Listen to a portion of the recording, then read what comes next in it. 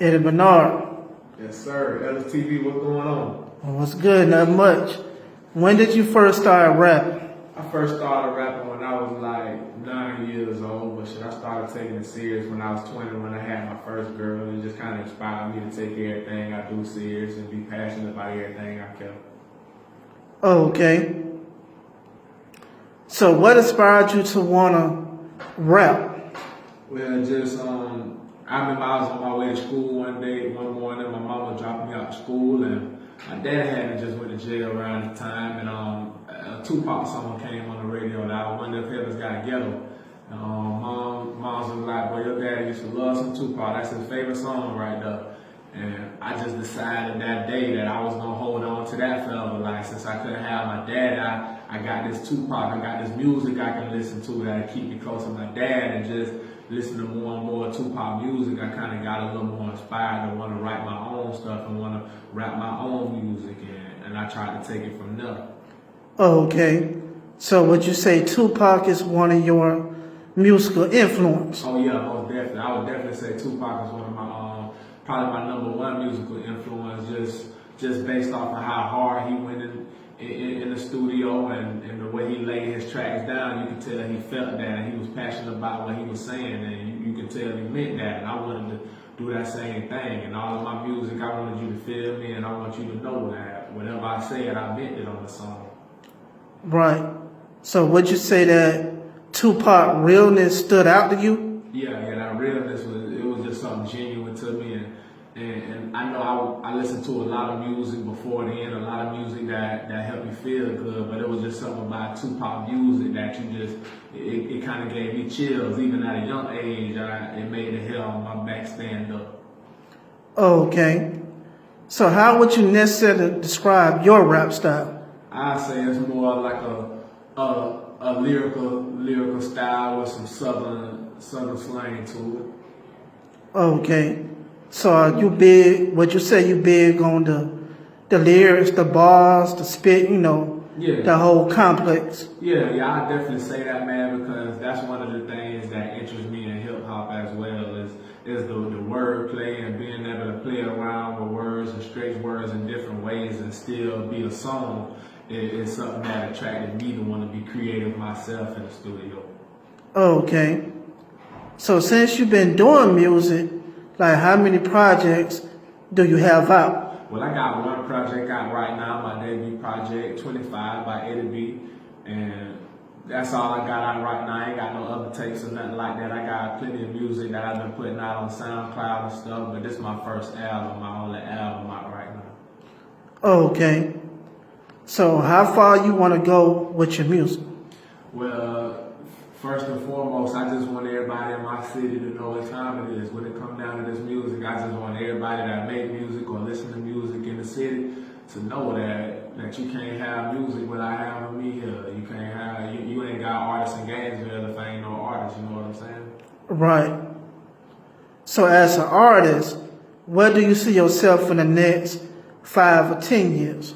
As an artist, I see myself being promoted by my city and having the support of my city and the love of my city, having a strong business relationship with producers and DJs and club promoters alike, and just doing shows and bringing the city out to see the shows in Gainesville, being that artist that can get people in Gainesville to come see shows in Gainesville for Gainesville artists. I see myself being that artist in 5 years. Oh, okay. So what can the fans take away from your music? Well, the fans can take away just a genuine feeling of being able to relate to me as a person and not just an artist, from a lot of the different things that you will hear on the song, and from the different things that I went through and the things that I seen and experienced. You'll be able to take away somebody that you can relate to and probably even have a conversation and sit down with. Okay.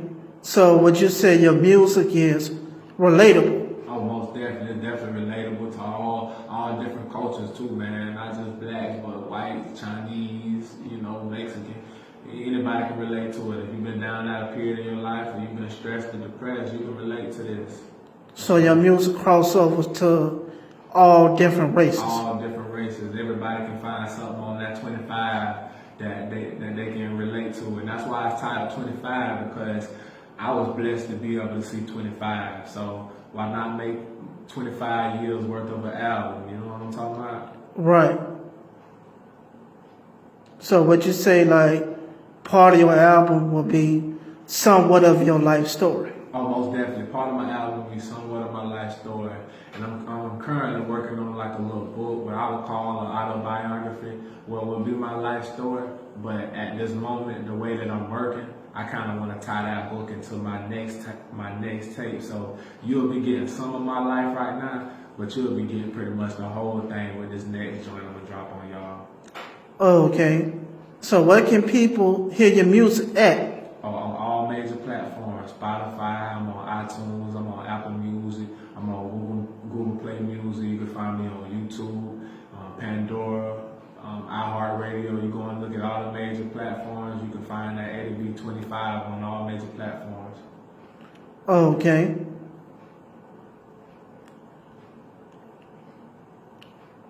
So would you say that, you know, being independent, putting out your own music, you know, would you want to keep it that way, or would you want a major deal one day? I definitely wouldn't mind a major deal one day, but it just has to be the right deal for me. And my thing is the independent thing, and the way we can release our own music and have it touch the fans and just be that realness, because that's what I look at it as. It's that realness. It ain't no generated views or nothing like that. It's me one-on-one touching the fans and letting them get the music. So it's just, I'll be missing that if I become a major artist. I'll be missing that one-on-one independent artist interaction with them like I would have had otherwise with the major deal. And I don't think it necessarily get lost, because just with a major deal, you got more help and promotion, but that indie thing is just an up and coming process, and the growth of it, man, it just feels special. Okay. Now, how important is fatherhood to you? Oh, it's real important, man. Fatherhood is more important to me than making the music. And if I was ever to where I couldn't see my kids or have my kids, I wouldn't even rap no more, make music no more, man. So really, fatherhood is my life. It comes first in everything I do. But it's also an important piece to me in making my music as well, because if I didn't have my two little girls, I wouldn't have the completion of myself, and I wouldn't be able to make music the way I do. So fatherhood is real key. It's real important for me having the success that I have in making music. Okay. So would you say fatherhood is part of your success? Oh yeah, it's exactly a part of my success.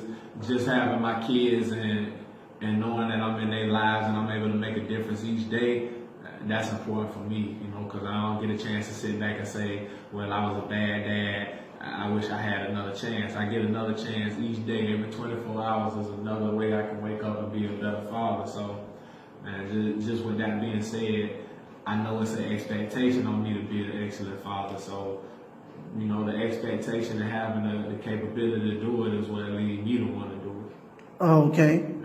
Now, are you the man that you want to be? Oh yeah, most definitely. I say I'm the man that I want to be, because I do all the things that I want to do in life, but I also do the things that people need me to do in life, and that kind of balance it out, and that satisfies people, you know, and it even keeps me happy, because when my people satisfied, I'm happy. So I get to do what I want because the people in my life are happy, and I'm okay with that. Okay. Now, what advice would your older self give your younger self?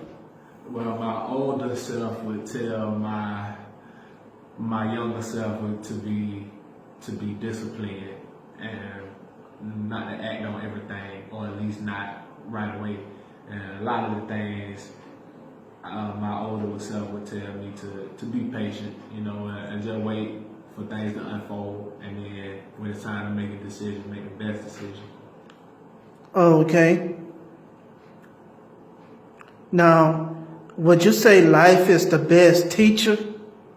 Yeah, I would say life the best teacher, because a lot of things that, you know, we'll be hard-headed, or we'll ignore the signs too, or, you know, ignore the advice that we're supposed to be getting to give to other people, or just to take ourselves. We don't always take that knowledge or that advice. So a lot of times life got to show us, the hard way sometimes. So I just think life itself the best teacher because you learn from the bad experience not to do it no more instead of people telling you what might happen. Right. So how was it growing up here in Gainesville, Florida? Well, it's been all right. I mean, it ain't really a whole lot for us to do, a lot that bring us together, even as artists or just a community. It ain't really been a lot to do to bring us together where it's peace and positivity and there's like a sense of strength in the community. And I mean, it's getting like that now, but just growing up, it ain't always been like that, It was kind of like, people were separating and doing their thing, and different cultural groups were separating and doing their thing. But, as every day go on, people be crazy about the football and the basketball and the sports and stuff like that. It's getting a lot bigger around here. So the community and stuff is getting a lot stronger, and they building a lot more shit here, like Celebration Point and just new places, a lot more job opportunities, more money and stuff coming into the city as well. So you can just kind of see the aftermath of all the new shit that's going on around here in Gainesville from the new changes and stuff that they done made, just from the difference of the vibes and stuff around town and some of the areas and some of the new shit they got going on. Like, I never seen one weed dispensary in my life growing up, but now it's 3 of them bitches around here. So Right. they making changes around here in Gainesville, man, just in ways that I ain't never seen before. So that's all for the better, but I like it anyways. I mean, it's dope because there's a lot of shit going on here I ain't never seen before. And then speaking of artists around here in Gainesville, it's a lot different than what it used to be. The support factor is getting a lot better, and you got a lot of people working with each other a little more. So it's all getting better, man, as a city and as a community here in Gainesville. Right. Do you have any last words? Yeah, I definitely just want to say, and speaking of support, that as an artist, if you concerned about not getting enough support, or if you feel like people ain't showing the love that they should be, I just want to say, just keep your head up and keep building business relationships and show a lot of love and respect to the people that you're working with, not just artists and singers and promoters, but DJs and producers and club owners and stuff like that as well. You just show everybody support and show people love, and trust me, if it's all genuine and it's all on God, I promise you'll get that same love and support back. But you just gotta stay disciplined and keep your head up and keep working, and you gotta promote yourself, but also show love to people and show support to everybody that deserve it and that need it, man. And I promise you'll get that back in full. Right. Do you want to give any shout outs? Yeah, I want to give a shout out to Willieville ENT. That's the game right there. What's happening? I want to shout out to them boys for keeping me in the game and giving me that knowledge that I need to know my dog, Lil Cuzzo 352, and my partner AK. I want to give a shout out to my boy B Dub for putting together the majority of that track, that 25 for him. I really appreciate that because he was real patient throughout the whole process of that right there too, man. And I want to shout out to everybody that was featured on that 25, from my man Rob the Introvert to my boy D-Train, all the way down to my cousin Qualo C. I appreciate y'all for the features, especially shout out to my man Facts On, because Facts On always got some encouraging shit to say.